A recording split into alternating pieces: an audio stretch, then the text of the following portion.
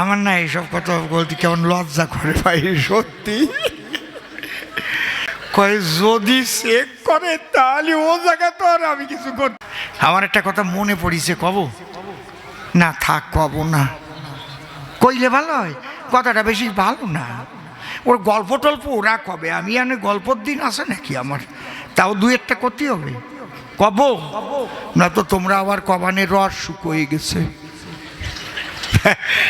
এই পাকিস্তানের যুদ্ধের সময় রাজাকাররা, খান সেনারা যখন তাড়া মারিছিল, যারা তখন ছিল দৌড়াইছিল তারা জানে, আর যারা ছিল না তারা জানবে না। কি বাবা, ঠিক কি না? অনেক বৈষ্ণব তার ঠিক কি আছে, দাদর সঙ্গে তিলক কাটা আছে, গেরুয়াও পরা আছে, পৈতেও আছে, বুঝতে পারছো, ধুতি পরা আছে। মানে ও দৌড়চ্ছে, ভয়তে দৌড়িয়ে যাইয়ে খুলনা এক হোটেলে ঢুকিছে, মহামায়া হোটেল। ঢুকলি যাই কয় আমার একটু বাঁচান, বাঁচান, আমার একটু বাঁচান, বাঁচান, আমার মাইরে ফেলবে। কয় তাহলে তাড়াতাড়ি বেলেটা নিয়ে টিক্কি চাষিছে, ওই সব পোশাক টোশাক খুলে চেক লুঙ্গি পরাইছে, পরাইয়ে গায়ের যা তিলক টিলক ছিল জল দিয়ে সব ধুয়ে টুয়ে পচে টুটে ফুলে ফেলাই দিয়েছে, সব ফেলাই দিয়ে, বুঝেছেন কি কইছি? কিচ্ছু নাই। এইবার হোটেলের মালিক কয় সব তো ফেলালাম, এরপর একটু আমি কব না, আমার লজ্জা করতেছে ছাতা। আমার না এসব বাজে কথা ভালো লাগে না, আমার লজ্জা করে ছাতা। কয় যদি চেক করে তাহলে ও জায়গা তো আর আমি কিছু করতে পারবো না, ও জায়গাতে অনেক ঘুরতেছে কাটিয়ে দেবো, তাও তো পারবো না। গল্প তো আর একটা মনে পড়িছে না, তাই এত ভালো না, তারা আমার তারপরে খারাপ কবেনি, কবেনি এই বেটা খালি গল্প কয়, খারাপ কবা না। একজনের বাড়ি টাউনে, বিয়ে করছে ডাউনে, তা যে গ্রামে বিয়ে করেছে ওই গ্রামে খালি ওর শ্বশুর বংশ ভরা, যেমন একটা পাড়া দিয়ে একেবারে সমাজদার পাড়া এরকম না, এটা সব তো ওই পাড়ার জামাই, সব বাড়ির জামাই না, এটা ব্যাপার না ওই রকম। যখন নতুন নতুন জামাই শ্বশুর বাড়ি গেছে, নিজের শ্বশুর, কাকা শ্বশুর, মেশিয়ে শ্বশুর, পিসিয়ে শ্বশুর, শ্বশুরই শ্বশুর, তার শ্বশুর, সব বাড়ি নেমন্তন্ন করে করে খাওয়াইছে। কোনো বাড়ি হাঁসের মাংস, কোনো বাড়ি মুরগির মাংস, কোনো বাড়ি আবার ওই কচ্ছপের মাংস, কোনো বাড়ি খাসির মাংস, সব খাইছে। নতুন নতুন জামাই তো পাইছে, খাওয়াইছে, খাও, খাটি হবে, না খেয়ে মোটে জাতি বাড়বা না। সব কিছু খাইছিল ভালো, যদি কলার ডাল দিয়ে না খাতো, ওটা তো তেল তেলিয়া, যা যা রান্ধিছে সব মাখাই জোকাই নিয়ে ক্যালকালায় নিচের দিক নামতেছে। আর অত জিনিস যদি একসাথে খায়, ওই বদা জমাই না রে মশাই, আমার তুমি কও দি। এখন বাড়ির দিক রওনা হইছে, মিনি বাসে উঠিছে, দাঁড়ায় রইছে, যেই মিনি বাস ব্রেক করে ও সামনের দিক ঝুঁকে পড়ে, আর চাপ লাগে পেটের পরে, 2-3 বার চাপ লাগিছে, এবার বের হয়ে গেছে। কি বেরোইছে? ওর নাম কি? ওইরকম কয় নাকি, আর সরাসরি কয় পাদ, বলতে পারব না ভাই, কম্প, এটা সরাসরি কয় পাদ।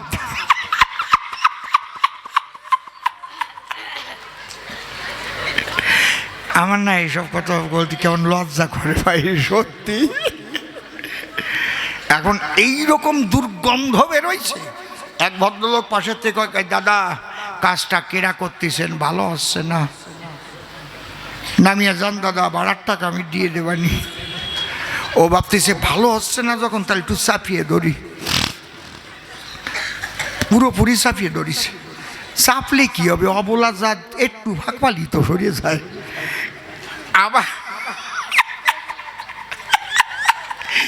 আবার যখন চাপ পড়িছে, মানে চাপা জায়গা দিয়ে সরু হয়ে বেরোইছে।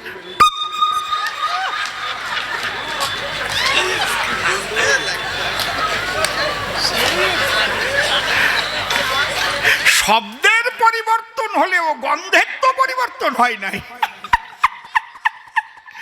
আরো সুসের মতো নাকের মধ্যে ঢুকিয়ে গেছে।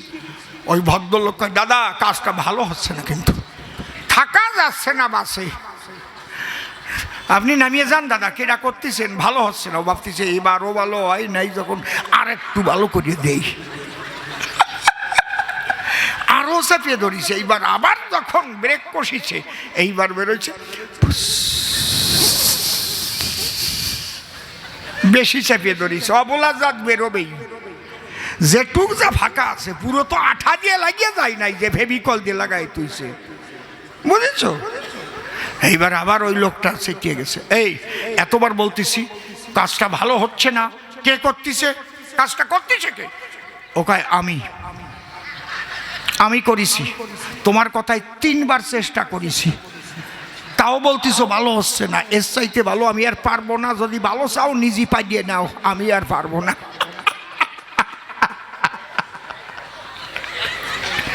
আপনারা আমারে খারাপ ভাবতেছেন নাকি? ভাবতেছেন নাকি বুড়ো বান্দর? অন্তরে করুন ধারণা, বান্দর বুড়ো হয়ে গেলেও গাছে ওঠা স্বভাব যায় না। এখন আমি যদি না বলি 2-1খানা, তাই না? তাহলে অনেকে মনে মনে ভাববে তাই লোকটার আগে রস ছিল, তা বুঝি শুকুয়ে গেল, আগের মতো নাই নাকি? আপুরি আছে তো নাকি, রস আছে তো নাকি? এখন কয় হ্যাঁ আছে।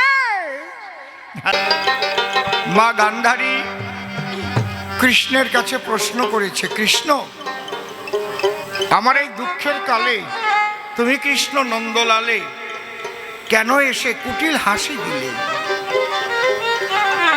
মানুষের দুঃখের সময় আত্মীয় স্বজন যদি কেউ যায়, তারে সান্ত্বনার বাণী শোনায়, আর তুমি হাসলে কেন, একটু বুঝিয়ে বলো আমায়। তুমি যখন আসলে তাহলে কেন তুমি হাসলে? দ্বিতীয় প্রশ্ন করেছে গান, 18 অধ্যায় গীতা, 18 অক্ষয়িনী সেনা, এই 18-18 উপরেই জোর দেওয়া কেন? 18 তত্ত্বটা কি? তৃতীয় প্রশ্ন করেছে আমার ধারে, কোন দোষে আমার ছেলে মরে, তাই তো নাকি? চতুর্থ প্রশ্ন করেছে গান, হে কৃষ্ণ শ্যামকানাই, তোমার তো কোনো পক্ষাপক্ষ নাই, তাহলে তুমি পাণ্ডব পক্ষে থেকে অর্জুনের রথের সারথি হলে কেন? এই তো মা, তুমি আমার মা, ওই মা, তোমাকে মা বলেই সম্বোধন করি, কারণ তুমি আমার মা, ওই মা, আমি তোমার পুত্রা, তাই তো? ধপ করে বন্ধ হয়ে যাচ্ছে কেন? আমি ভাষা একটু ইকো চেয়েছি তোমার কাছে, ভিতরটায়। শোনো মা, এই মর্তের এক নাম কি? এই জগতের এক নাম মর্তধাম। এখানে জন্ম নিলে মরতে হয়। যে যেমন কর্ম করে আসি এই চরাচরে, কর্ম অনুসারে সে ফল পায়। শুধু তোমার একার সন্তান মারা গেছে তা না, তোমার বাবা, তার বাবা, তার বাবা, তার বাবা, তার বাবা, তার বাবা, তার বাবা, তার বাবা, তার বাবা, তার বাবা, সবাই চলে গেছে, তোমাকেও যেতে হবে। তাহলে সঙ্গে কি যাবে? সঙ্গে যাবে কর্মফল, আর কিছু না। ও শুধু যাই যাই বলে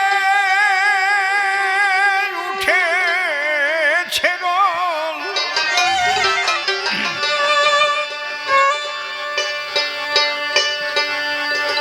শুধু যাই যাই বলে উঠেছে রোল,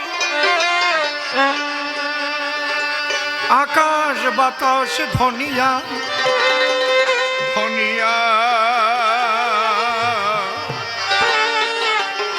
এই তো দুনিয়া, জীবন ভরে দেখিলি রে ভাই, এই তো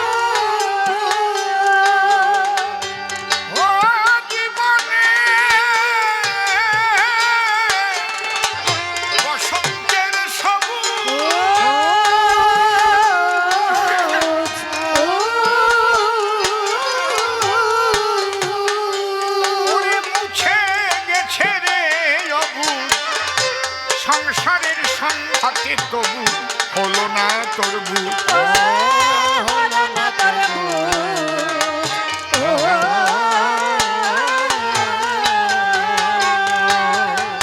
কেন বুঝলি না রে ওরে অবুঝ, বুঝলি না রে ওরে অবুঝ, বুঝলি না রে ওরে অবুঝ, কেন বুঝলি না রে,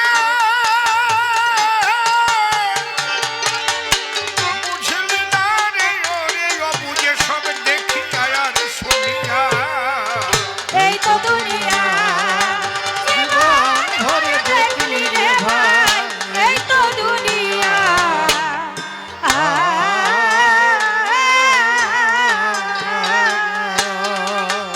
ও বেঁধে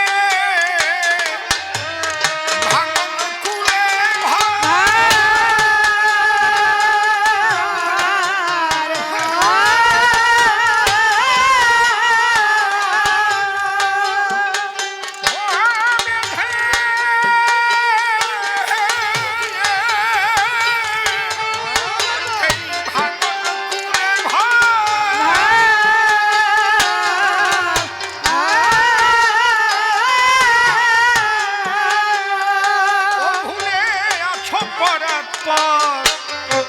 কত ভাঙে কত গড়ে এই সে নদীর চর, এই সে নদীর চর,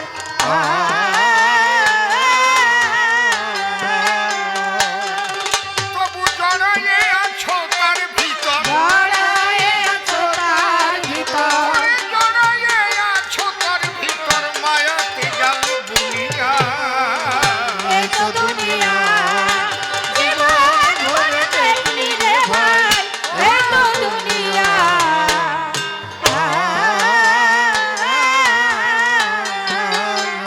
ওই অসার অসারে ভুলে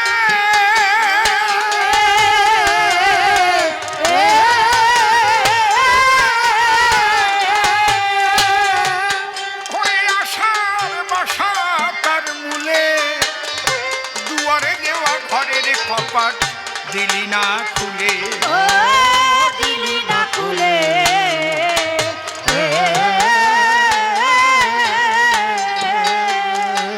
ও তুই বসে আসা নদীর কুলে, বসে আছো নদীর কূলে, বসে আসা নদীর কুলে, কাল গেল ঢেউ বুনিয়া এই তো দুনিয়া জীবন ভরে দেখলি রে ভাই, এই তো দুনিয়া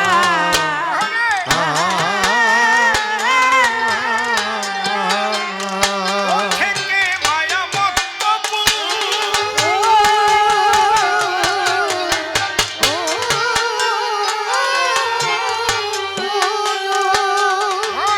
থেকে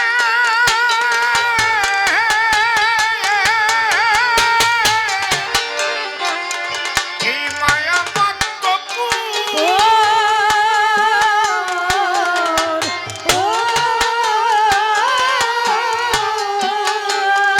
ও পিছনে বলে মনে দূর, পাগল বিজয়ে বলে এ যে আমার সকর্মের পশু, সকর্মের পশু,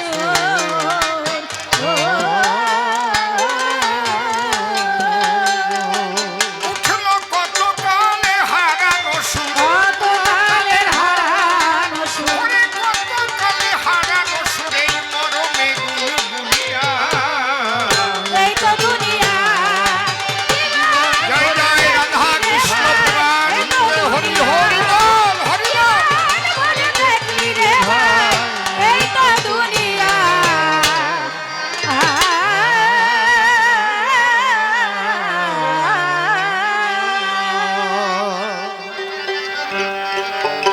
রাধা কৃষ্ণের যুগল পদ্ম হৃৎপদ্মে করে আরাধ্য শুদ্ধ চিত্তে প্রণতি জানাই, সাধুগুরু বৈষ্ণব হেরি আর যত পুরুষ নারী আমার ভক্তিপূর্ণ প্রণাম গ্রহণ করিবেন সবাই। মানুষকে প্রণাম দিলে সে প্রণাম ঈশ্বরে মিলে, সর্বশাস্ত্রে তাহার প্রমাণ পাই। কবি চণ্ডীদাস যিনি উচ্চকণ্ঠে বলেছেন, তিনি সবার উপর মানুষ সত্য, তাহার উপর নাই। স্বামী বিবেকানন্দ একই কথাই দিয়েছেন আনন্দ, উচ্চকণ্ঠে ঘোষণা করেছেন, বিশ্ব চরাচর বহুরূপের সম্মুখে তোমার ছাড়ি কোথা খুঁজিছ ঈশ্বর। জীবে প্রেম করে যেই জন সেই জন সেবিছে ঈশ্বর। ঠাকুর ভবা পাগলাসি বাজাইলেন মিলনবাসী, বললেন সবার পাশাপাশি, আমি মানুষ ভালোবাসি, আমি মানুষ ভালোবাসি। কোনো তীর্থের নাই প্রয়োজন গয়া গঙ্গা কাশী, আমি মানুষ ভালোবাসি। তাই মানুষের চরণ লক্ষ্য করে প্রণাম করি বারে বারে। মানুষে যদি কৃপা করে, কৃপা করবেন কৃষ্ণ কালো শশী। বন্দনার ভাব করে শেষ বক্তব্য করিব পেশ, সবিশেষ সবার মধ্যেই জানাই নিবেদন। 56 বৎসরের অনুষ্ঠান, অনেকবার গেয়েছি কবি গান, এবারও ভক্ত প্রাণ করেছেন আকর্ষণ। আজকে এই ধর্মসভাতে কবিগান বাবা সুরজের সাথে, সুরজ সনাম করিয়া বর্জন, গান্ধারী ধরে নাম দাঁড়াইয়ে সভ্য সমাধান, আমাকে নাম দিয়েছে শ্রীকৃষ্ণ নারায়ণ। আমাকে সে কৃষ্ণ করে আজকে কুরুক্ষেত্র সমরে তার শতপুত্র হয়েছে নিধন। তাই তো সে মশাল হাতে মৃত পুত্রদের দেখিতে গভীর নিশীতে পুত্রবধূদের নিয়ে সাথে দিয়েছে দর্শন। এই সময় আমি প্রাণ কানাই তার নিকটে যখন যাই, সেই সময় হর্ষধ্বনি করিয়া শ্রবণ। প্রথম প্রশ্ন আমায় করে, বলো কৃষ্ণ নটবরে, এলে যখন আমার ধারে তুমি হাসলে কি কারণ? এইবার তারই কল্পনা মতে আমার কৃষ্ণ হবে হতে। আগে আমি জোর হাতে বন্দনা করে নিই আমার আনন্দময় গোবিন্দের চরণ। হে আনন্দময় গোবিন্দ, কবিগান শুনতে বসেছে যত ভক্তবৃন্দ, আমার তো আনন্দ দেবার মতো কোনো ধন নাই। তুমি কৃপা করে বসো আমার হৃদ মাঝারে, আমার এই অধরে তোমার কথা তুমি প্রকাশ করে দাও বিশ্বের মালিক সাই। আমি তার উপরে দিলাম ভার, তারে করলাম কর্ণধার, কাব্য সিন্ধু হব পার, অন্তরের একান্ত আকিঞ্চন। এইবার অসীম সরকার নামটি ছাড়ি, স্বয়ং কৃষ্ণ নামটি ধরি, বিপক্ষেতে মা গান্ধারী, তার সঙ্গে হবে কথোপকথন। এই যে আমাদের ছন্দ পাঁচালি যখন যখন তৈরি করে বলি, এগুলো আমাদের মুখস্থ নহে কদাচন, এগুলো নয় মুখস্থ, থাকে না পকেটস্থ, যখন তখন সাব্যস্ত হয় সবার সদন। দেখলে পরে ভক্তের মুখ অন্তরেতে জাগে সুখ, আর আপনাদের আমাদের প্রতি যে আকর্ষণ, সেই আকর্ষণের ফলে মনটা তখন আনন্দের দোলে, কবিরা তখন কবিতা বলে হয় আনন্দবর্ধন। তাহলে প্রথম প্রশ্ন করেছে দান, দিচ্ছি এবার তার সমাধান। মা তুমি বললে হাসলাম কি কারণ? মা আমি হাসি নাই, আমি যখন তোমার কাছে আসি স্বয়ং মহাকাল দিয়েছে হাসি। কাকতালীয় ভাবে দোষটা আমার ঘাড়ে সাফাই দিলে। এখন কথাটা কাকতালীয় কারে কয় জানেন? মনে করেন একটা তাল গেছে পেকে, পাকা তাল কি বোটায় ধরে রাখে? যদি একেবারে পুরোপুরি পাকিয়ে যায় বোটা খুলে পরে তলায়, এই টাইমে কেবল পড়বে, এখনই পড়বে, ওই তালের উপর যাই একটা কাক বসেছে। যেই কাক বসেছে বোটা খুলে পড়ে গেছে, আর কাক ভাবতেছে আমার গায়ে কত শক্তি হয়েছে, তাল ফেলাই গেছে। আসলে কিন্তু কাকের বলে তাল পড়ে না, কাক তো তা বোঝে না। হরিবল হরিবল, বুঝেছেন? হয়ে গেছে তাল বেতাল, পড়ে গেল ফাঁকা তাল, আর কাক ভাবে এটা আমার বল, আমি পাও দিয়ে ঠেলা দিলাম বলে পড়ে গেছে তলে। আমার ভাগ্যে এখন তাই মেলে। আমার কথা শুনে নিও, ব্যাপারটা হয়ে গেছে কাকতালীয়। আমিও কেবল তোমার কাছে আসি, ওই সময় মহাকাল দিয়েছে কিলকিল করে হাসি, আর তুমি ভেবেছ কৃষ্ণ কালো শশী, আমার দুঃখের সময় আসি, কেন দিল হাসি?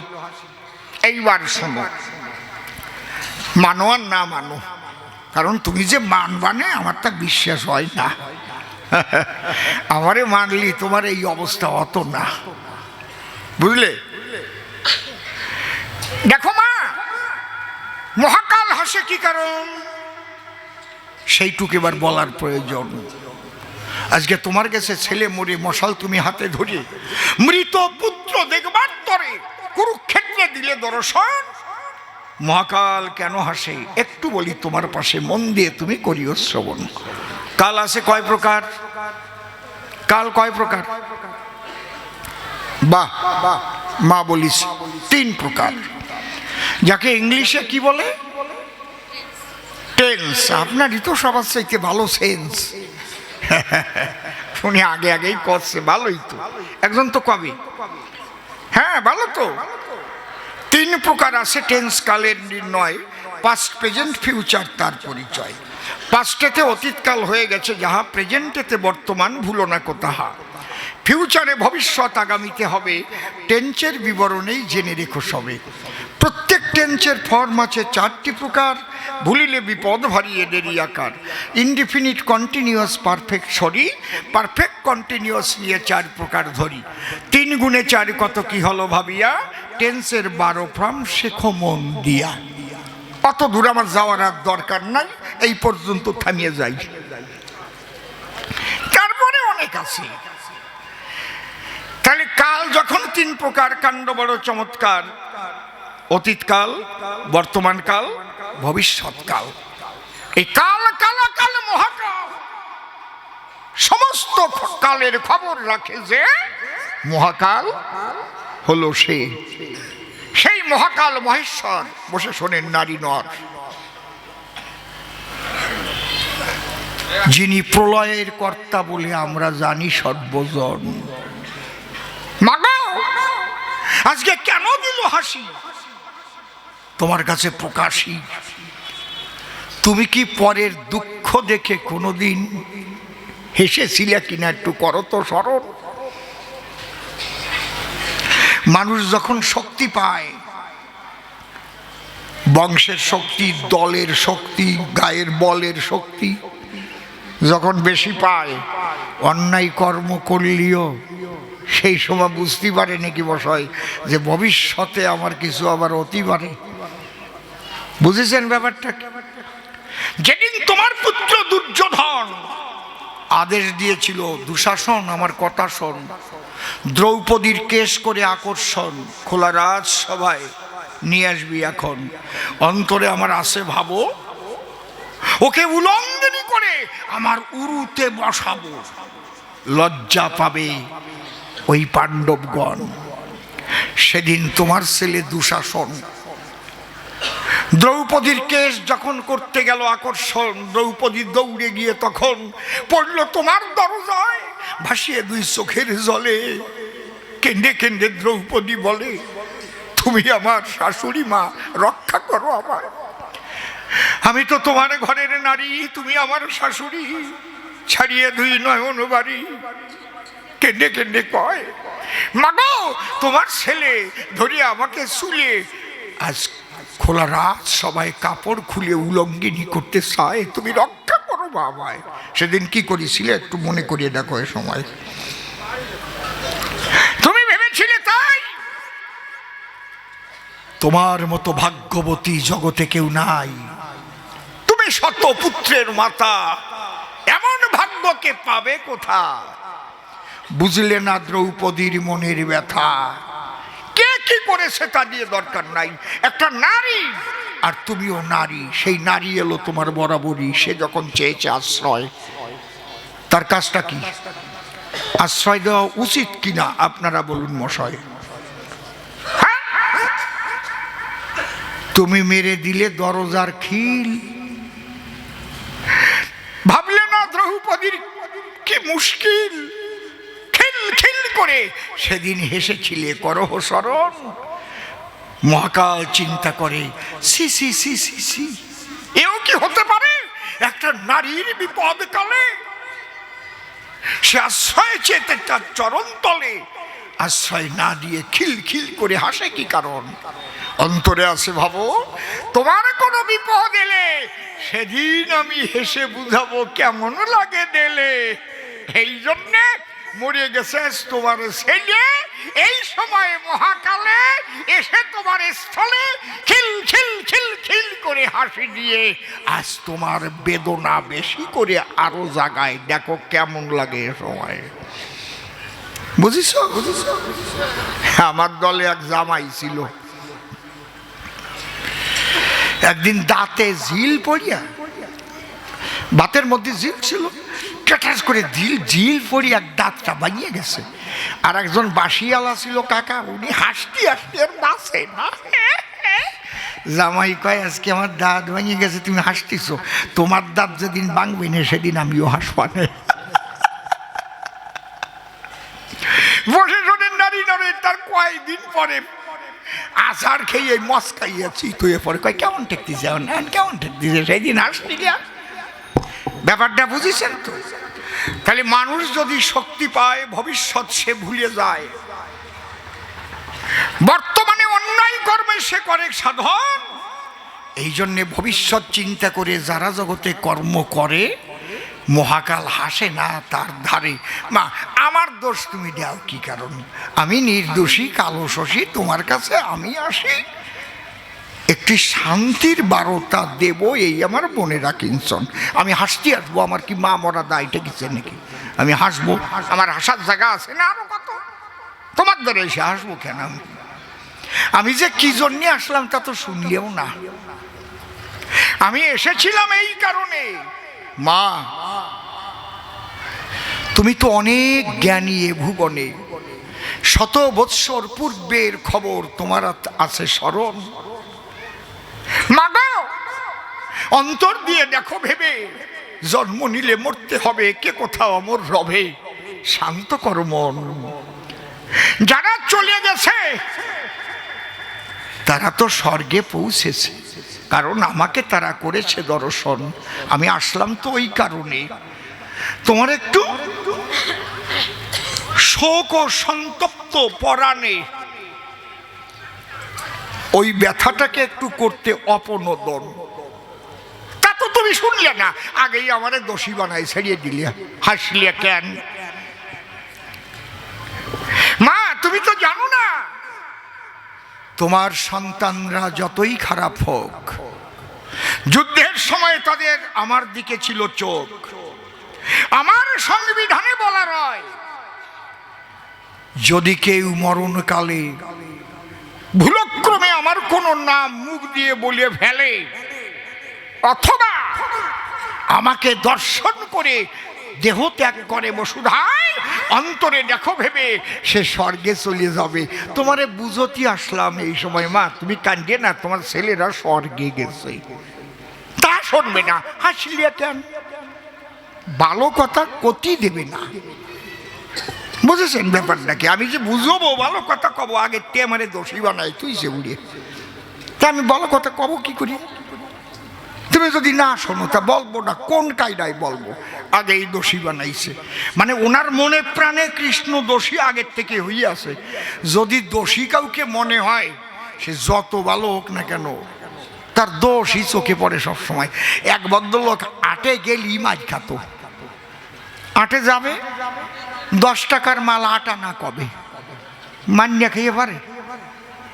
যদি কয় লাউ কত দাম, কয় 15 টাকা, 1.5 টাকায় দেবা, কয় একে চড়ে দাঁত ভেঙে দেবা না, লাগাই খাতি পারো না, কয় তুই আমার চড় দেবার চাস, কয় দেই নেই তোরে, তোর ভাগ্য ভালো। এই মারামারি গুতোগুতি কিলিকিলি বাঁধবেই। বুঝেছেন ব্যাপারটা কি? টিকিট কাটতে গিয়ে তাই দামাদামি করে, রেলের টিকিট মার খাবেই খাবে। দাদা শিয়ালদার টিকিট কত? 20 টাকা, গোটা 10 টাকা আছে, নেও একটু কম টম করে নেও, মান্যা খেয়ে পারে কন্দি দেই। এই জাতীয় মানুষ। একদিন লোকটা যায় নাই হাটে, জ্বর হইছে, ঘরে শুয়ে রইছে খাটে, কিন্তু ওই দিন হাটে যা মারামারি হইছে, মানে পাশের বাড়ির একটা বউ শুনিয়ে দৌড়াই আইছে, ওর ভাই বোর কাছে আছে, করছে এই কি আজকে যে আটে মারাত্মক মারামারি হয়েছে। কয় তাহলে আমার বাসুর মাছ খাইছে।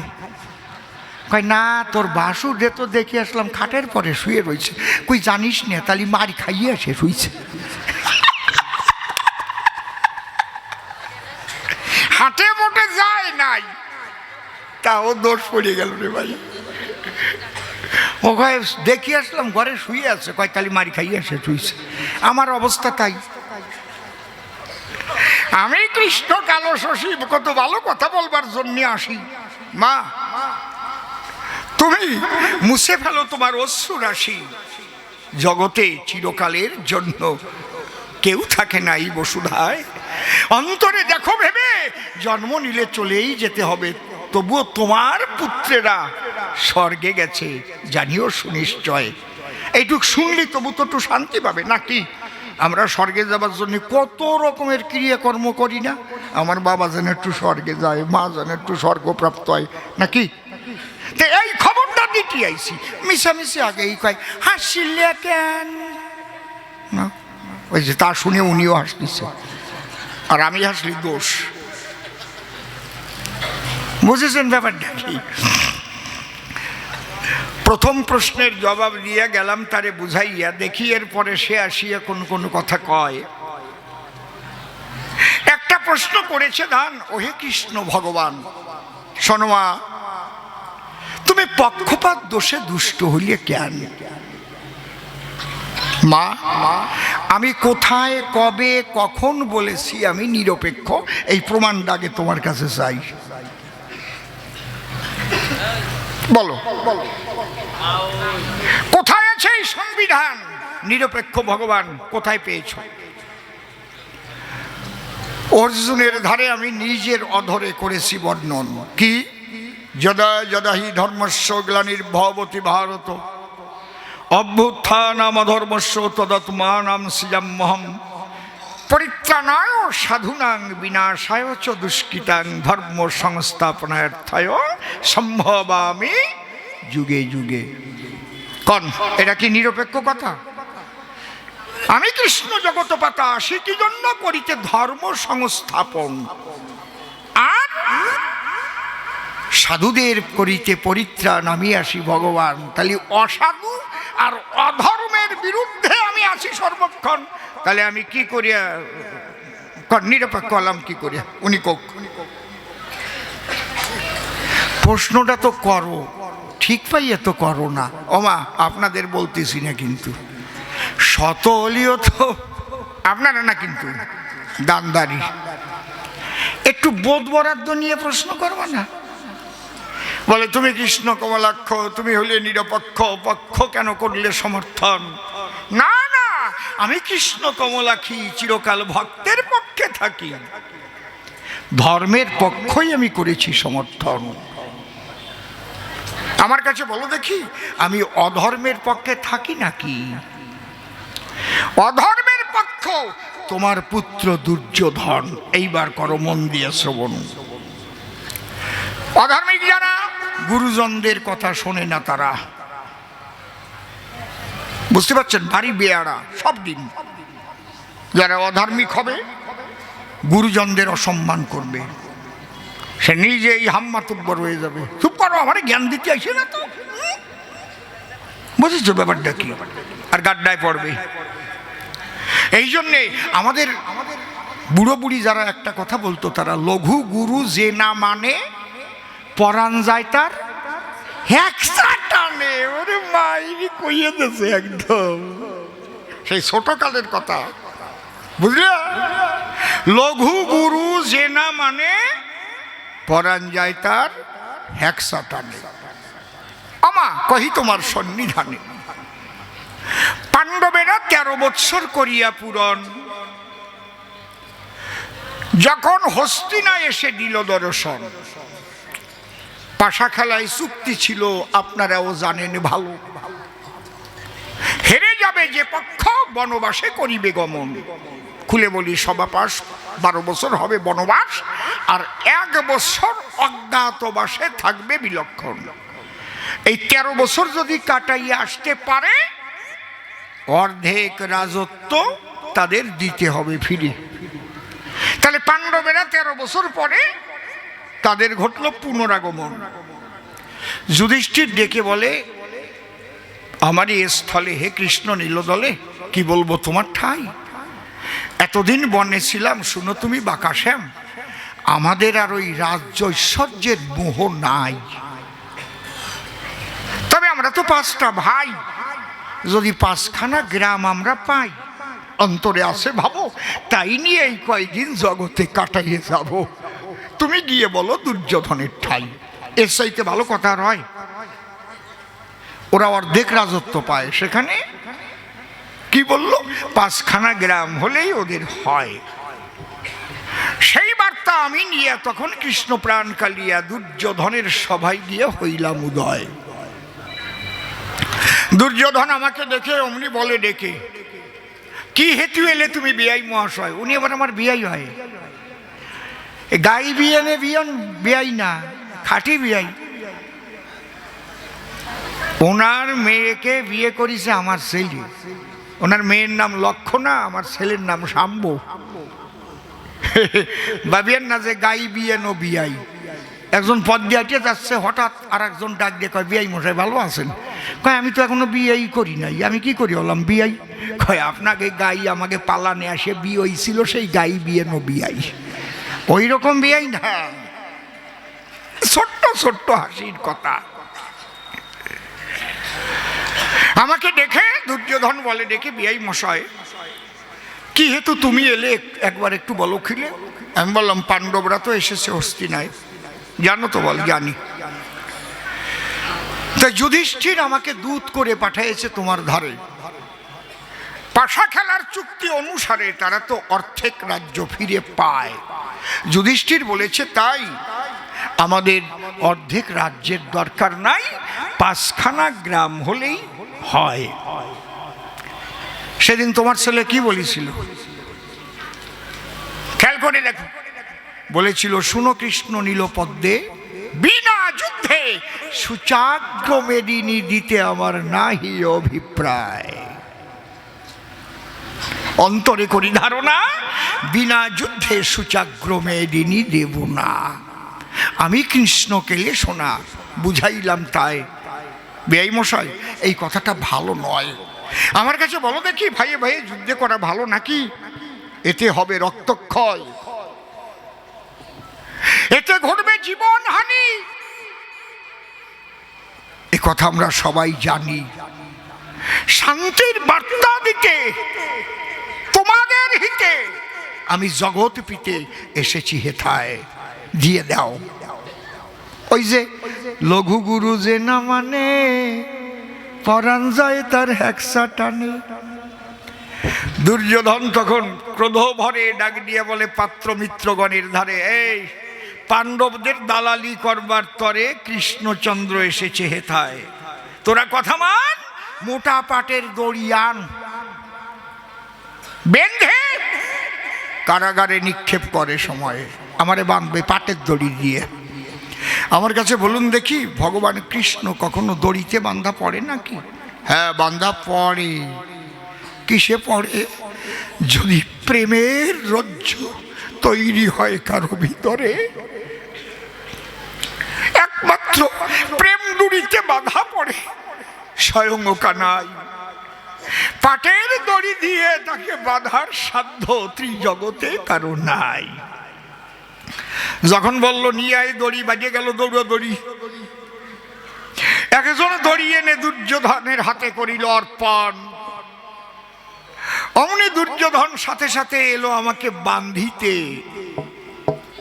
চেয়ে দেখে তার সামনে আমি আর নাই কৃষ্ণধন। আমি তার পিছনে যাই, হাসি দিলাম প্রাণ কানাই। কে কে হাসে? আমি কৃষ্ণ পিতবাসে, তুমি তোমার সামনে ছিলে, কখন তুমি পিছনে গেলে?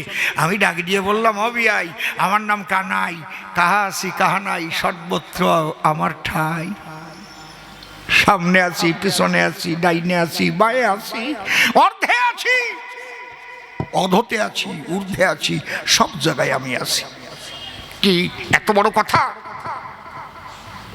তোমাকে বন্ধন করে আমি ফেলবো কারাগারে, তবুও বোঝে না তা।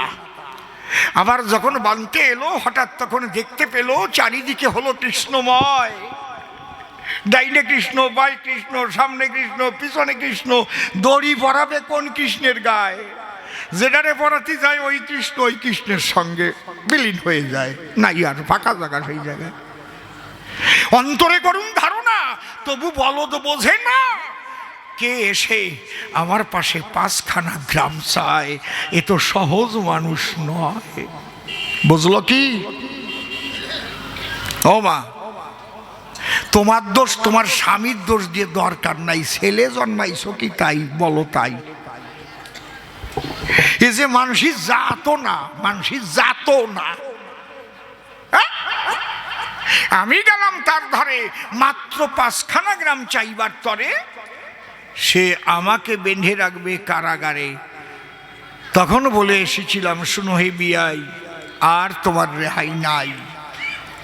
নাচতে নাচতে উঠিয়াছ নৈবেদ্যের উপর, যুদ্ধের জন্য তৈরি তুমি হয়ে যাও এবার।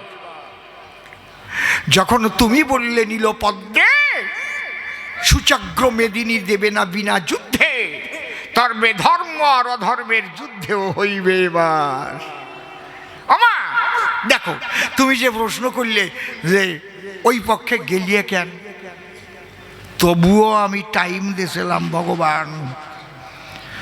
যখন যুদ্ধ স্থির হয়ে গেছে, যুদ্ধ লাগবে, তখন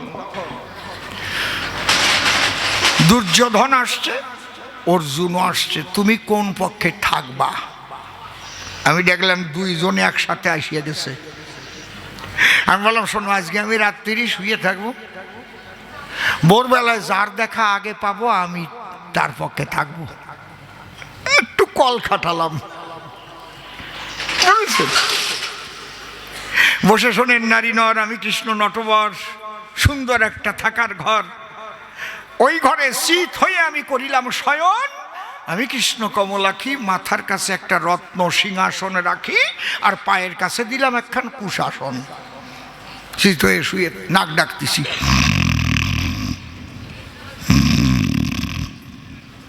আর দরজায় লিখে রাখছি, কৃষ্ণের কপট নিদ্রা। কায়দা আছে।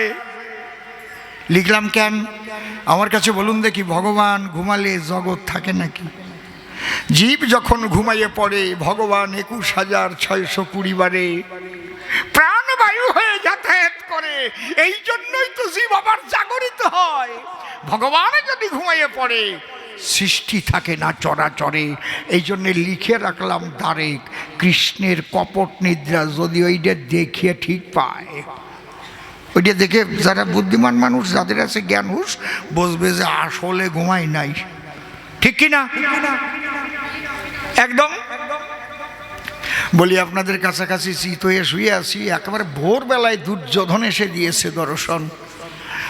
আমি নাক ডাকতেছি, চরম ঘুমাচ্ছি। দুর্যোধন চিন্তা করে এখনো শুয়ে আছে নটবরে। যখন খোলেনি নয়ন, নিশ্চয়ই মাথার পাশে আমার জন্য রেখেছে রত্ন সিংহাসন। কি বলদার বলদা, সিংহাসনে বসলি ওর পায়ের দুলি পড়বে আমার মাথায়, সেই কায়দায় সিংহাসন রাখার হয়। ও যে খপাত করে ওই সিংহাসনে বসিছে, ঠ্যাঙের উপর পাও ঝুলচ্ছে। চুপ করে আমি তো সব ঠিক পাচ্ছি। একটু পরে অর্জুন এসেছে দ্বারে। অর্জুন এসে দেখতে পারে দুর্যোধন মাথার ধারে করে আছে, সিংহাসনে উপবেশন। তাহলে কি দেখা হয়ে গেল? দুর্যোধনের কি ভাগ্য ভালো! যা হয় হোক না, এখন অন্তরে আমার আছে ভাবো, আমি কৃষ্ণের চরণের পাশে গিয়ে বসে দুফোঁটা চোখের জল দিয়ে হা কৃষ্ণ বলে আমার মনের নিবেদনটুকু তার চরণে জানাবো। ভগবান কি গ্রহণ করে? মনের ভাব। তোমার কতটুকি খাবার দিলে, প্রসাদ দিলে তা না। এই জন্য তার নাম কি? ভাবগ্রাহী জনার্দন। তাহলে অর্জুনের কেমন মন? বসিয়া চরণের পাশে নয়ন জলে ভেসে ভেসে অর্জুন গোপনে করে আত্মনিবেদন। স্পর্শ তো করা যাবে না, শুধু তার মনের বেদনা জানাচ্ছে তখন, ঠাকুর তুমি রেখো না আমাকে অত দূর। হে প্রভু, আমি ভক্তিহীন, আমি শক্তিহীন, তব পদে করি আমি আত্মসমর্পণ। আমার কাছে বলুন দেখি, ভক্তের চোখের জল আমাকে আর এইভাবে শুয়ে থাকতে দেয় নাকি? যখন কৃষ্ণ কৃষ্ণ বলে দু চোখের জল ফেলে, আমি আঁখি মেলে তাকালাম, তখন আমি বললাম, সখা তুমি এসেছো এখন? ওই যে হয়ে গেল চোখাচোখি, কার সাথে? অর্জুনের সাথে। এদিকে দুর্যোধন দেখি ক্রোধান্বিত হয়েছে, তখন ও কৃষ্ণ, ঘন্টা খানেক আগে এসে বসে রয়েছি, আমার দেখো নাই? আমি বললাম, তুমি নিজে একটু শুয়ে পড়ো। শীত হয়ে শুয়ে পড়ে দেখো যে চোখ খুললি পায়ের দ্বারের জন্য দেখা যায় না মাথার ওই দ্বারে। আমি কি বাউয়া ব্যাঙ নাকি যে চোখ এই দিক তাকায় থাকবে? ব্যাঙের চোখ এই দিক থাকে, দেখবেন উল্টো দিক, হ্যাঁ থাকে না? দুর্যোধন ডেকে কয়, না আমার হেন মনে লয়, তোমাদের মধ্যে একটা ষড়যন্ত্র ছিল বিলক্ষণ। মনে করি ভাবনা আমি এ মানব না। তখন আমি কি বললাম, নারায়ণ, আচ্ছা দুর্যোধন কথা লবে, এক পক্ষে কৃষ্ণ থাকবে আর এক পক্ষে সপ্ত অক্ষয়িনী নারায়ণী সেনা থাকবে, বলো কৃষ্ণকে নেবে না সপ্ত অক্ষয়িনী নারায়ণী সেনা নেবে? তবে আমি বলি কেলে শোনা, আমি কিন্তু কুরুক্ষেত্রে কোনো অস্ত্র ধরব না। আর নারায়ণী সেনা যারা, প্রত্যেকে অস্ত্র ধরে যুদ্ধ করবে তারা। দুর্যোধন ডেকে বলে, ধবাসারা তুমি যুদ্ধ করবে না মনসোরা, তাই তোমার দিয়ে আমার কোনো কাজ নাই, ওই সপ্তক্ষয়িনী নারায়ণী সেনা চাই। এই যে আবার ফেল করলো, কয়বার ফেল করবে? কয়বার করবে? একবার গেলাম 5খান গ্রাম সাথী, ফেল করলো। তারপরে থাকলাম শুয়ে শুয়ে, ফেল করলো। আবার বললাম সপ্তক্ষয়িনী সেনা নেবা না আমারে নেবা, এবারও ফেল করলো। কয়টা ছাড়াবা গান্ধারী? এরপরেও যদি বলো আমার বরাবরই, তুমি ওই পক্ষে গেলিয়ে কেন? বাবা, তাহলে আমি কৃষ্ণ কমলাক্ষ, আমি নেই কোন পক্ষ। মূলত তোমাদের মধ্যে যুদ্ধ আমি চাই নাই। এই যুদ্ধ যাতে না হয় তার চেষ্টা আমি করেছি সর্বদাই মা, কিন্তু তোমার সন্তান আমার মান্যতা দেয় নাই। দোষ কি আমার? আপনারা বলেন। 3টে জিনিস দেখালাম। এইবার পাণ্ডবদের কেন হলো জয়, ওরা কেন হলো ক্ষয়? বাবা, ক্রোধাদ ভবতি সম্মোহ, সম্মোহাৎ স্মৃতি বিভ্রম, স্মৃতিভ্রংসাৎ বুদ্ধি নাশ, বুদ্ধি নাশাৎ প্রণশ্যতি। প্রকৃতে ক্রিয়মানানি গুণৈ কর্মাণি সর্বস্ব অহংকার বিমূঢ়তা কর্তাহমিতি মন্যতে। এই যে মানুষ ধ্বংস হয় কিসের তরে? বসে শোনেন নারী নরে, অহংকারে, আমিত্বের তরে। ক্রোধের বশীভূত হয়ে যখন কর্ম করে তার ধ্বংস অনিবার্য, ঠেকাতে পারবে না কোনো জন, তার ধ্বংস হবেই। ধ্বংস হয় না কার? স্থির বুদ্ধি যার। যুধিষ্ঠির ধর্মে কর্মে মতি স্থির। আস্তে আমা একটু তোমার শোনা দরকার, যুধিষ্ঠির কেমন আর তোমার ছেলে কেমন। তাহলে বুঝতে পারবা তখন যে তোমার ছেলেরা মরে কেন আর ওরা বাঁচে কেন। ছোট্ট একটা কথা মনে পড়ে, থাকেন একটু ধৈর্য ধরে। ওমা মা, আমি নিবেদন করি করজোড়ে, এখন গুরুত্বপূর্ণ একটা আলোচনার মধ্যে আমার যেতে অভিপ্রায়। যখন পাণ্ডবেরা বনে গেল, একদিন হঠাৎ যুধিষ্ঠিরের জল পিপাসা হলো। সহদেবকে ডেকে বলে, সহদেব কথা মান, আমার জন্য একটু জল আন। সহদেব বলে, তাই দাদা ভাই, তাহলে জল আনতে আমি যাই। জল পাবো কোন জায়গায়? জলের তরে বনে বনে ঘুরে হঠাৎ উঠে একটা গাছের উপরে দেখে একটা সরোবর দেখা যায়।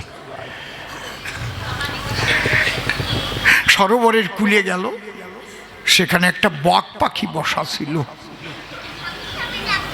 হঠাৎ ওই বকে কথা কয়, খবরদার করিমানা, আমার প্রশ্নের উত্তর না দিয়ে আমার সরোবরের জলে স্পর্শ করিও না, তাহলে কিন্তু মরবা সুনিশ্চয়।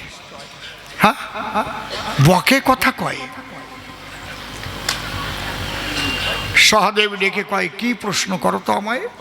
বলে, কি বাবার্তা, কি আশ্চর্য পদ বলি কারে, কোন জন সুখী হয় এই চরাচরে? পাণ্ডুপুত্র আমার এই প্রশ্নচারী, জবাব দিয়ে তবে পান করো বাড়ি। সহদেব ভাবে, তাই এ বাবার বয়স হয়ে এইরকম শুনি নাই। কি বাবার্তা, কি আশ্চর্য পদ বলি কারে, কোন ধরনের প্রশ্ন করে আমার দ্বারে? আমি জল নিয়ে যাই দাদার তরে। জোর করে যখন জল স্পর্শ করিল, সঙ্গে সঙ্গে মৃত্যু হইল। মরে তখন ভাসতে লাগলো। যুধিষ্ঠির চিন্তা করে, ভাই গেল জনালমার তরে, এখনো ফিরে আসে না, কি কারণ? দেখে দাদাকে জল পিপাসায় ব্যাকুল, তখন চলল নকুল। সেই সরোবরের কূলে গিয়ে দিল দর্শন।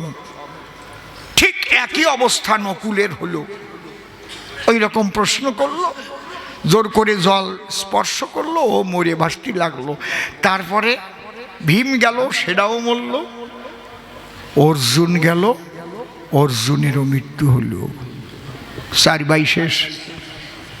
একটু শোনেন, নীরবতা সহকারে এই ঘটনা একটু শোনেন আপনারা, ভক্ত ভক্তা নারী নরে। 4 ভাই গেল মরে, জলের উপর আছে ভাসমান। যুধিষ্ঠির ভাবে, তাই আমি কি হারা হলাম আমার ভাই? জল আনতে গেল, আর কেউ ফিরে আসে নাই। এখন জল পিপাসা দূরে চলে গেছে মহাশয়।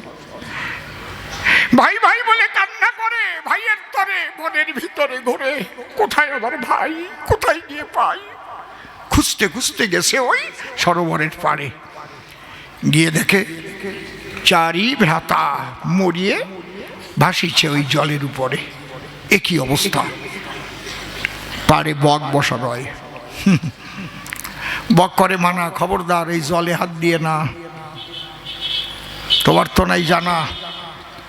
তোমার 4 ভাই এলো, আমার প্রশ্নের জবাব না দিয়ে জল নিতেছিল। ওই দেখো 4 ভাইয়ের মরেছে এখনই। এখন যুধিষ্ঠির স্থির হয়ে দাঁড়াই আছে, ব্যাপারটা কি? বকে কথা কয়, 4 ভাই মরিয়ে জলে ভাসতেছে। এ সময় বক বলছে, শোনো, তুমি জল পান করতে পারো, ধরো আমার কথা, ধরো আমার 4টি প্রশ্নের দাও সমাধান। যুধিষ্ঠির ভাবে, তাই বক পাখি যে কথা বলে জীবনে তো শুনি নাই। বলে, আগে আমি একটা প্রণাম জানাই আপনার বিদ্যমান। বক খুব খুশি হলো, বাহ, সম্মান তো আগে দিল। বলে, বলো কি বাবার্তা, কি আশ্চর্য পদ বলে কারে, কোনজন সুখী হয় এই চরাচরে? পাণ্ডুপুত্র আমার এই প্রশ্নচারী, জবাব দিয়ে তবে পান করো বাড়ি। বা বা বা বা বা। যুধিষ্ঠির দেখে, চিন্তা করি, এ তো কোনো সাধারণ প্রশ্ন নয়। এই প্রশ্ন যে করতে পারে সে সাধারণ কোনো পাখি নয়। চরাচরে পাখির রূপ ধরে হয়তো কোনো মহাজন মহি, ওই সেই মহারিষি এসেছে হেথায়। আবার তখন করজোড়ে বককে আর একটা প্রণাম করে, বলে, আর একটা প্রণাম করি তোমার পায়ে। বলো কি বা বার্তা? বার্তা শব্দের অর্থ কি? খবর। কেউ চিনি নিয়ে খালি খামাকা যদি বলি খবর কি, কি কবেন?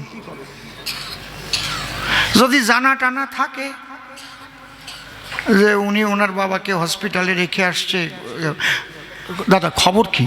এরকম বাবা একটু ভালো আছে। কোনোদিন যার সঙ্গে দেখা নাই সে প্রশ্ন করেছে যুধিষ্ঠিরের ঠাই খবর কি, কি খবর কবে?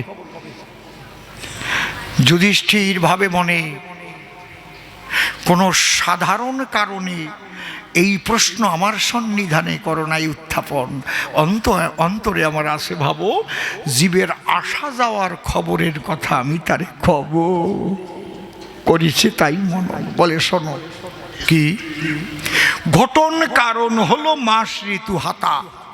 ভালো করে শুনো, ঘটন কারণ হলো মাস ঋতু হাতা, রাত্রি দিবা কাষ্ঠতায় পাবক সবিতা, মোহময় সংসার কটা হোকাল কর্তা, ভূতগণে করে পাক এই শুনো বার্তা।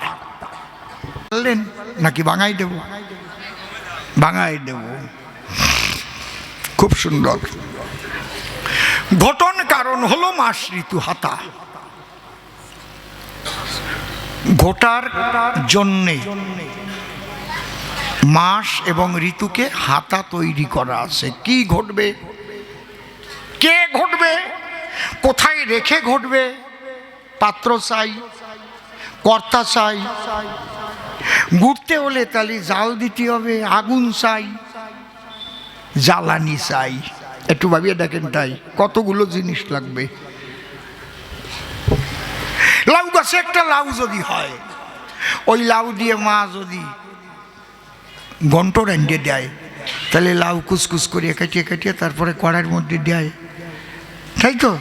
তারপরে আগুন দিয়ে জ্বালায় আর গুটিয়ে গুটিয়ে গুটিয়ে গুটিয়ে সুন্দর ঘন্ট হয়। তাতে যদি আবার একটু শৈল মাছ দেওয়া যায় তাহলে তো সেই ঘন্ট সবাই ভালো খায় নাকি? আবার একটু চালির গুঁড়ো যদি ছিটোই দেয় ওর মধ্যে, কে সত্যি কথা না? খায় না কত, তাহলে ঘুরতে হয় তো, গুটিয়ে গুটিয়েই তো রান্না করে।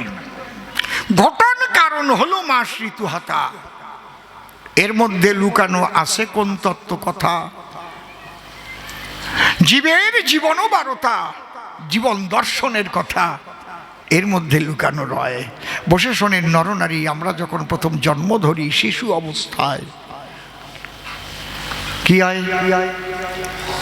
একদিন যায়, 2 দিন যায়, 3 দিন যায়, যেতে যেতে যখন 1 মাস যায়, 2 মাস যায়, 12 মাস যখন ঘুরে ঘুরে আসে রে মশাই, তখন পরিবর্তন হয়। এই যে ঘুরতেছে, ঘুরলে আগের মতো থাকে নাকি? পরিবর্তন হয়। ঘটন কারণ হলো মাস ঋতু হাতা। দাঁড়িয়ে বলি সবার পাশে, ঘুরে ঘুরেই তো মাস আর ঋতু আসে। 12 মাস 6 ঋতু জানে সর্বজন, একে দিয়ে ঘুটিছে মহাকাল, শুনুন ভক্তগণ।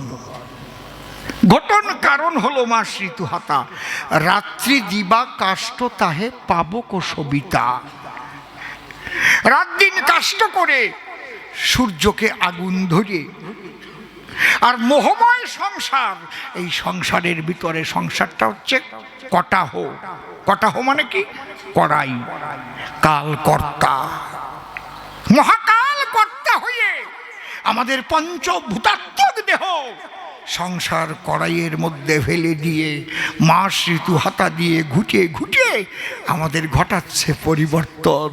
অন্তর দিয়ে দেখেন ভেবে, শেষ ঘটা সেদিন হবে যেদিন শ্মশানে নিয়ে হরিবল বলে পোড়াইয়ে এক মুষ্টি ছাই করে দেবে। সেদিন ঘটার পরিসমাপ্তি হবে বিলক্ষণ। ছিলাম কি পিতার মাথায় বিন্দু রূপে চুপে চুপে, নৈশ শান্তি নিকেতনে মিলন রসাস্বাদনে। মাতা পিতা 2 জনে হয়েছিল মিলন। পিতার পিতৃসত্তা নেমে এসে আশ্রয় নিয়েছিল মায়ের গর্ভাবাসে। স্পার্ম ওভাম মিলে শেষে হয়েছিল কোষ বিভাজন। ধীরে ধীরে মাতৃগর্ভাধারে উঠেছিল আমার এই দেহটা বেড়ে। পরিপূর্ণ দেহ হবার পরে প্রসব হয়েছিলাম আপনি, আমি, আমরা সর্বজন, তাই তো?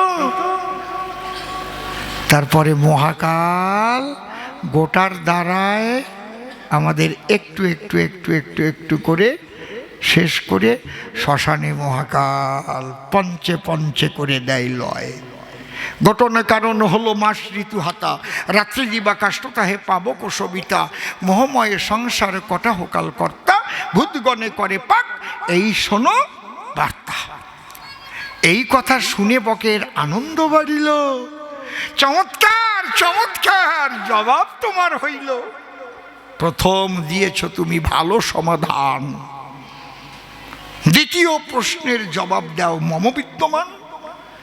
তাহলে কি বার্তা, কি আশ্চর্য, ধরিয়ে ধৈর্য করিবেন শ্রবণ। আশ্চর্য কি, নীতি নীতি জীবগণ যায় যম ঘরে, তথাপি যাহারা থাকে ইহা মনে করে, আমরা তো চিরজীবী নাহি হব ক্ষয়, ইহার চাইতে কি আশ্চর্য বল মহাশয়। নিজের পিতা মরে, মাতা মরে, ভ্রাতা মরে, ভগ্নী মরে, আমরাই নিয়ে যাই শ্মশানপুরে, নিজেরাই আগুন জেলে করে দেই ছাই, কিন্তু অন্তরে করুন ধারণা, হায় গো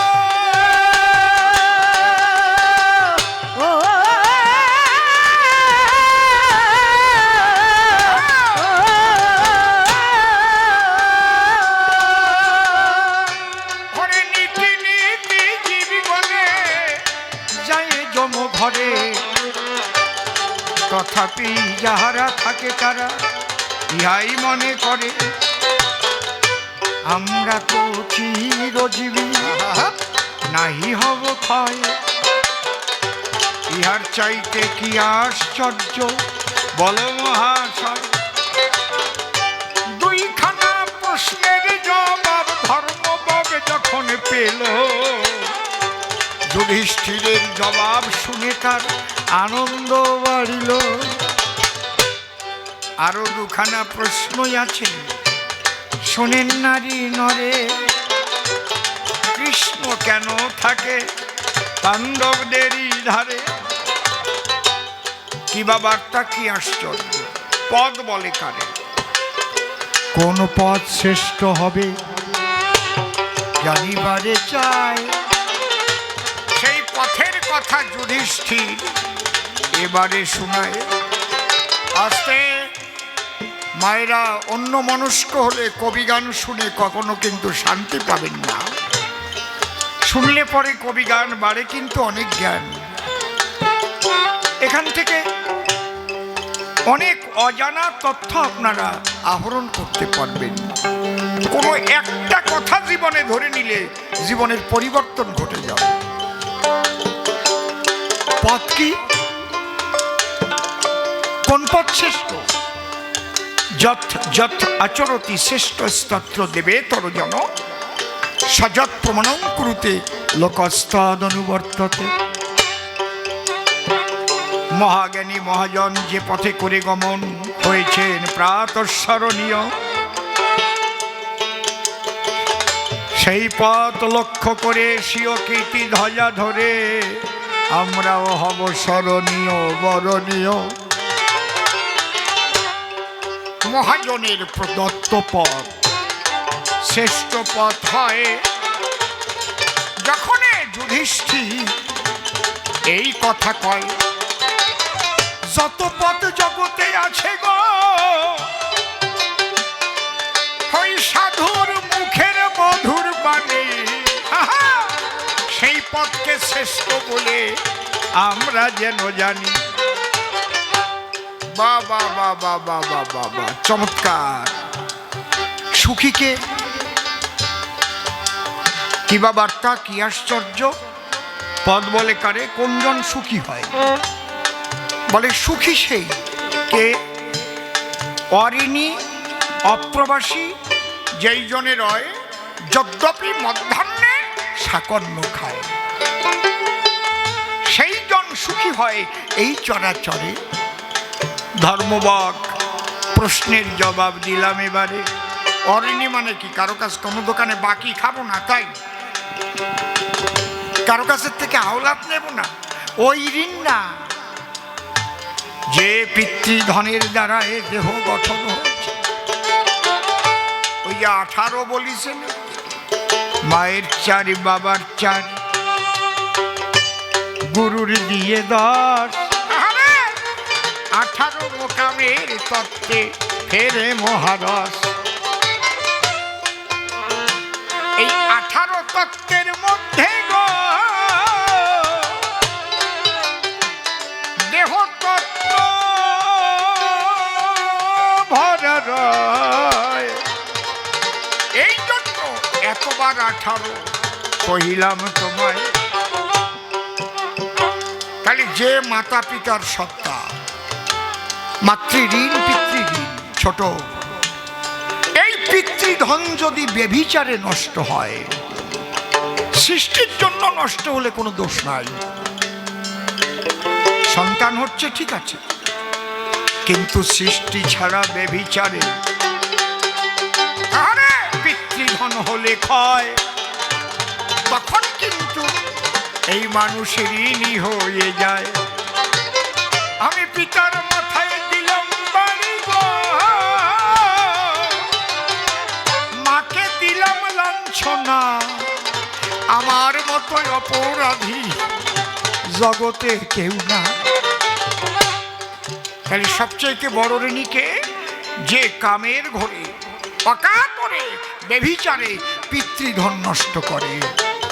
আর যে পিতৃধনকে ধরে রাখতে পারে সে ঋণী হয় না, অঋণী, অপ্রবাসী। অপ্রবাসী মানে কি? তাহলে যে আমি আমেরিকায় যাব না, লন্ডন যাব না, অস্ট্রেলিয়ায় যাব না, না, ওই প্রবাস না। আমি কে? অমৃতস্য পুত্রা আয়ে ধামানি দিব্যানি তস্তু আনন্দ ধেমানি খল্লিবানি ভূতানি জায়ন্তে। আমি আনন্দের সত্তা, আত্মা। তাহলে আমার দেশ কোথায়? আনন্দের দেশ।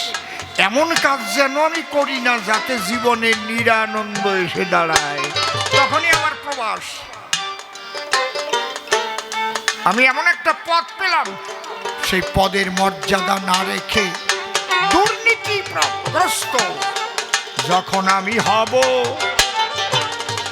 তখন হয়তো ধরা পড়ে আমি জেলে চলে যাব। খালি নিজের কষ্ট নিজে এনেছি গো,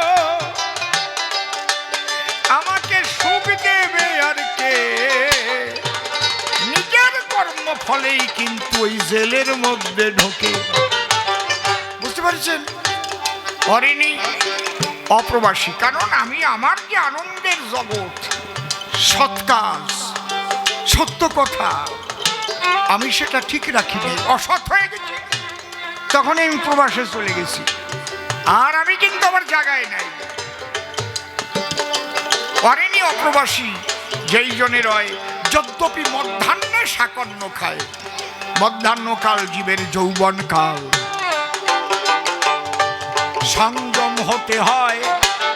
এই সংযমতাকে শাকন্য দিয়ে সহজে বুঝায়। এইভাবে যদি কেউ চলিতে পারে গো, সেই মানুষকে এই মানুষ পূজা দেয়। একবার প্রেমানন্দে হরি হরি তোমরা হরি হরি সমুদয়।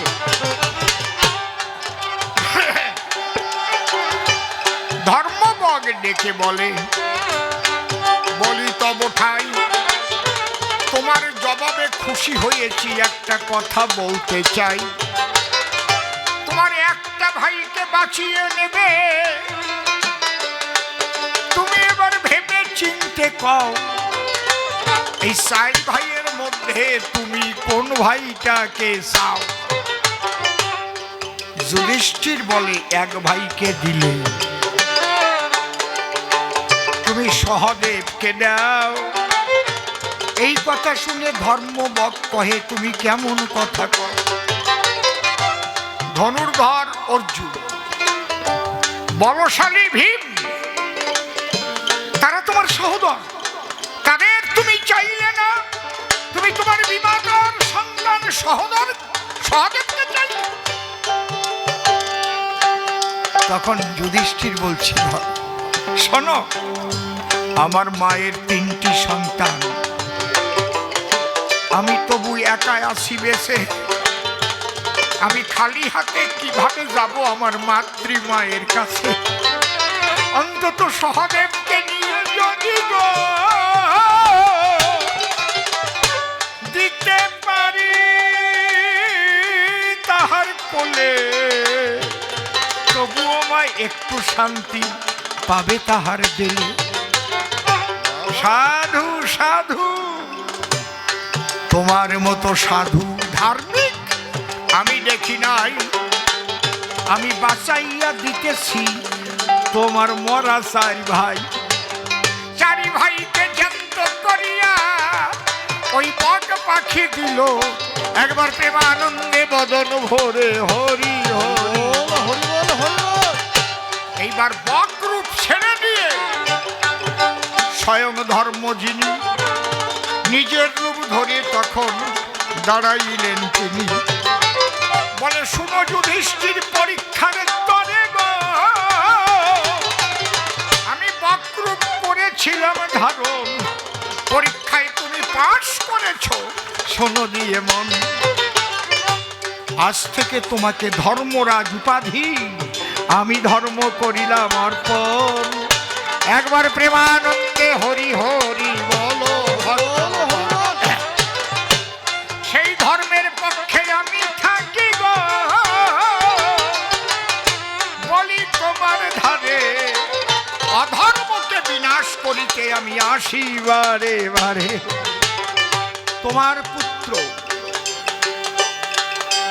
শোনো, অগ্নিদ গরলশ্চৈব শস্ত্রপাণি ধনাপহ বিত্ত ভাগ্যা হরশ্চৈব সরৈব আততাই হবে। যদি বলতে যাই রাত কেটে যাবে। একটা প্রশ্নের জবাব দিও, কোন দোষে তোমার ছেলে পাণ্ডবদের মারবার জন্য যত গৃহ তৈরি করে তার মধ্যে পুড়িয়ে মারতে চেয়েছিল? যদি পারো জবাবটা দিও। অগ্নিদ গরলশ্চৈব, কোন দোষে তুমি ভীমকে নিমন্ত্রণ করে নিয়ে এসে বিষ খাওয়াইয়ে মেরে ফেলতে চেয়েছিল? জবাব দিও। তুমি বলছো আমার দোষ কি?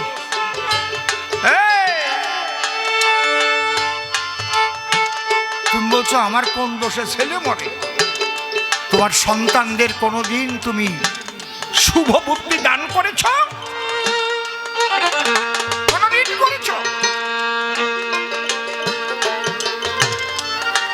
তুমি তোমার পুত্রকে বললে দুর্যোধন কথা মান, ভীমকে ডেকে আন, খাবার নিমন্ত্রণ দে, পায়েস পিঠে বানাবো, ওর মধ্যে বিষ মিশাইয়ে খাওয়াবো। তুমি না মা, পরের ছেলেকে মারতে তোমার একটু দ্বিধাবোধ হলো না? বলা ভীম সে তো জীবন ভরে একটু পেটুক, খাবার পেলে পায় সুখ, সে চলে আসলো বিশ্বাস করে জেঠিমার বাড়ি, আর তুমি বিষ মিশানো পিঠে পায়েস গো।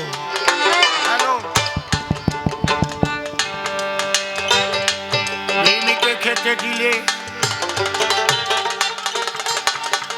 ভীম ওই বিষ খেয়ে পড়লো। তখন বলি টোন বাড়াস না, টোন বাড়াস না, টোনে হাত দিস না।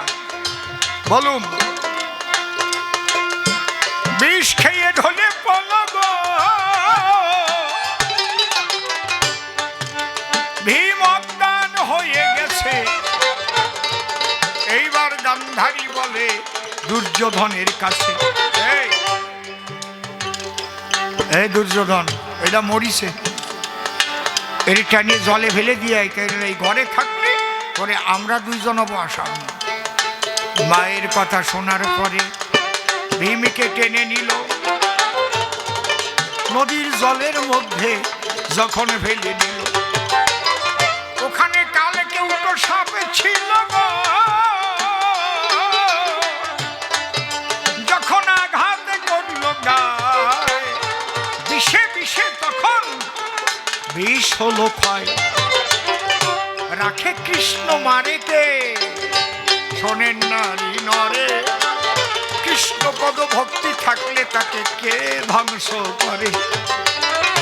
তুমি জবাব দিও পরের ছেলেকে কেন বিষ খাওয়াইয়েছিলে? কেনই বা তাহলে মরবে বলো তোমার ছেলে।